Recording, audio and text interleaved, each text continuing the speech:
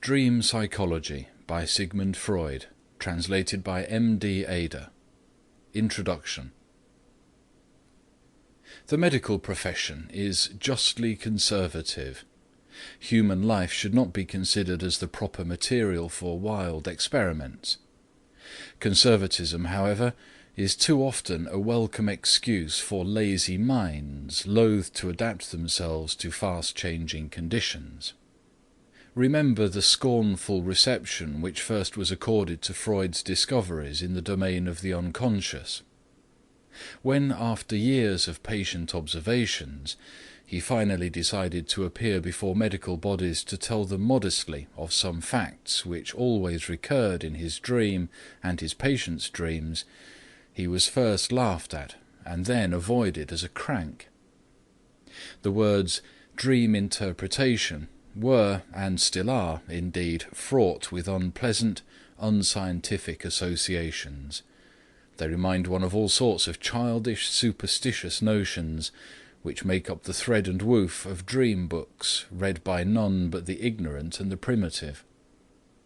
The wealth of detail, the infinite care never to let anything pass unexplained, with which he presented to the public the result of his investigations, are impressing more and more serious-minded scientists, but the examination of his evidential data demands arduous work and presupposes an absolutely open mind.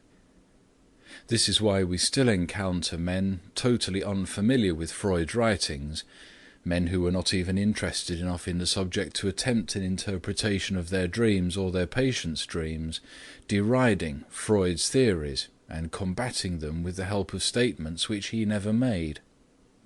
Some of them, like Professor Boris Sidis, reach at times conclusions which are strangely similar to Freud's, but in their ignorance of psychoanalytic literature they fail to credit Freud for observations antedating theirs. Besides those who sneer at dream study because they have never looked into the subject, there are those who do not dare to face the facts revealed by dream study. Dreams tell us many an unpleasant biological truth about ourselves, and only very free minds can thrive on such a diet. Self-deception is a plant which withers fast in the pellucid atmosphere of dream investigation. The weakling and the neurotic attached to his neurosis are not anxious to turn such a powerful searchlight upon the dark corners of their psychology. Freud's theories are anything but theoretical. He was moved by the fact that there always seemed to be a close connection between his patients' dreams and their mental abnormalities, to collect thousands of dreams and to compare them with the case histories in his possession. He did not start out with a preconceived bias, hoping to find evidence which might support his views.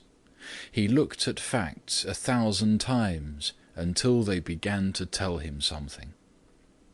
His attitude towards dream study was, in other words, that of a statistician who does not know and has no means of foreseeing what conclusions will be forced on him by the information he is gathering, but who is fully prepared to accept those unavoidable conclusions.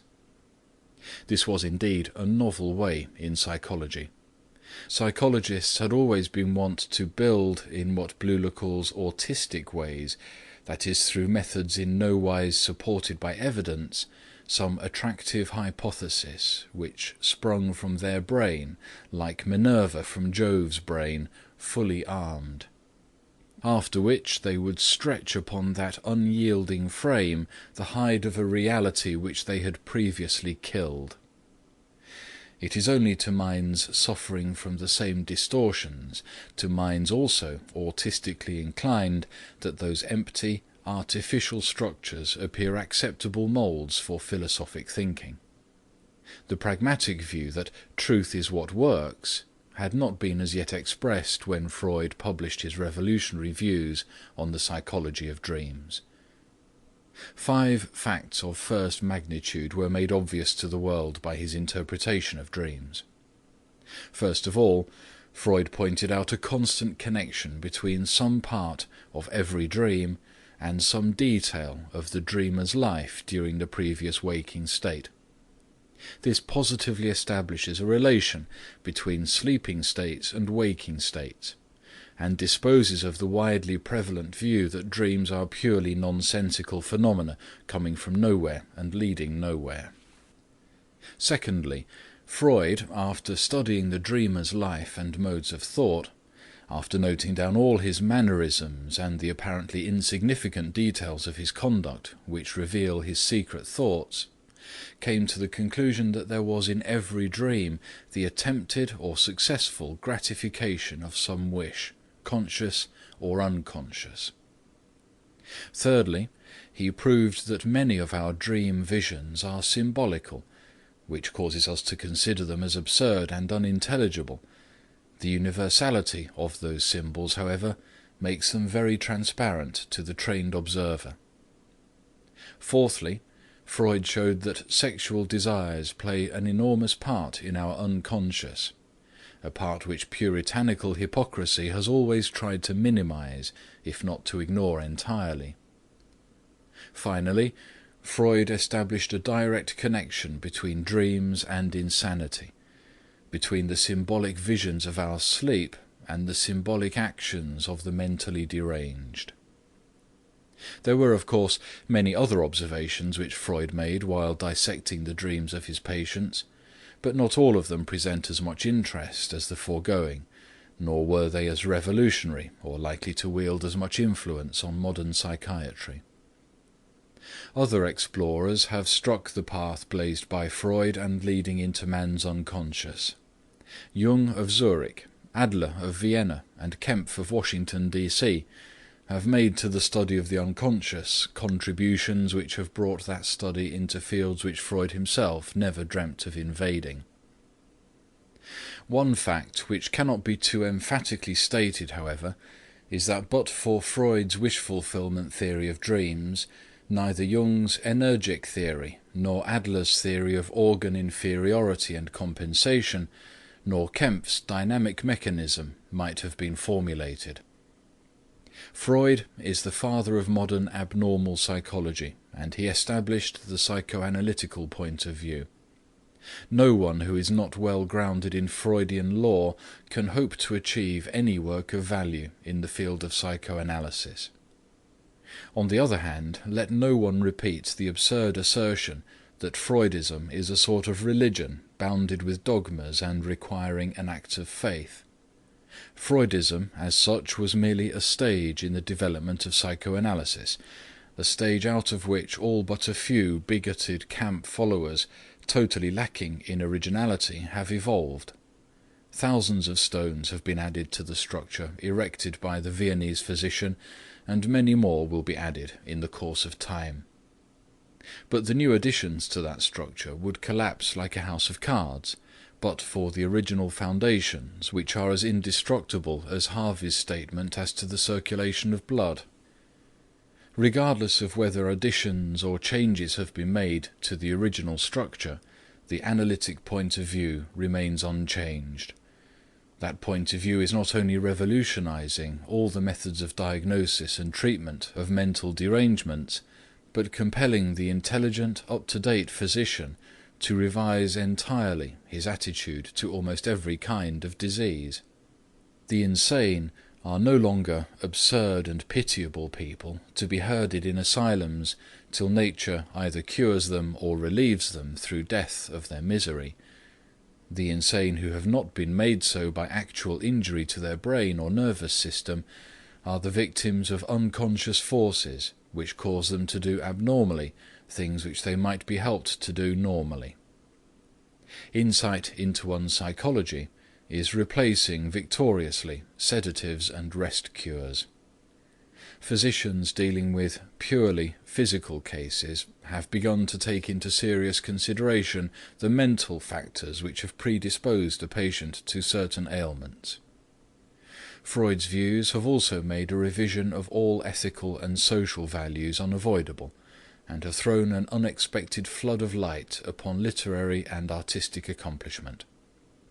But the Freudian point of view, or more broadly speaking, the psychoanalytic point of view, shall ever remain a puzzle to those who, from laziness or indifference, refuse to survey with the great Viennese the field over which he carefully groped his way. We shall never be convinced until we repeat under his guidance all his laboratory experiments. We must follow him through the thickets of the unconscious, through the land which had never been charted because academic philosophers, following the line of least effort, had decided a priori that it could not be charted.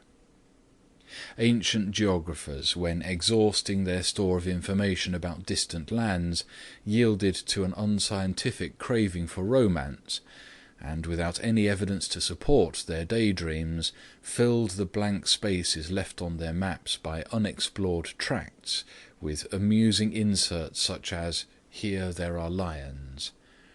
Thanks to Freud's interpretation of dreams, the royal road into the unconscious is now open to all explorers. They shall not find lions, they shall find man himself, and the record of all his life and of his struggle with reality. And it is only after seeing man as his unconscious, revealed by dreams, presents him to us, that we shall understand him fully. For as Freud said to Putnam, we are what we are because we have been what we have been. Not a few serious-minded students, however, have been discouraged from attempting a study of Freud's dream psychology. The book in which he originally offered to the world his interpretation of dreams was as circumstantial as a legal record to be pondered over by scientists at their leisure, not to be assimilated in a few hours by the average alert reader. In those days, Freud could not leave out any detail likely to make his extremely novel thesis evidentially acceptable to those willing to sift data. Freud himself, however, realized the magnitude of the task which the reading of his magnum opus imposed upon those who have not been prepared for it by long psychological and scientific training, and he abstracted from that gigantic work the parts which constitute the essential of his discoveries. The publishers of the present work deserve credit for presenting to the reading public the gist of Freud's psychology in the master's own words, and in a form which shall neither discourage beginners nor appear too elementary to those who are more advanced in psychoanalytic study. Dream psychology is the key to Freud's works and to all modern psychology. With a simple, compact manual such as Dream Psychology, there shall be no longer any excuse for ignorance of the most revolutionary psychological system of modern times. André Tridon, 121 Madison Avenue, New York, November 1920. End of the introduction.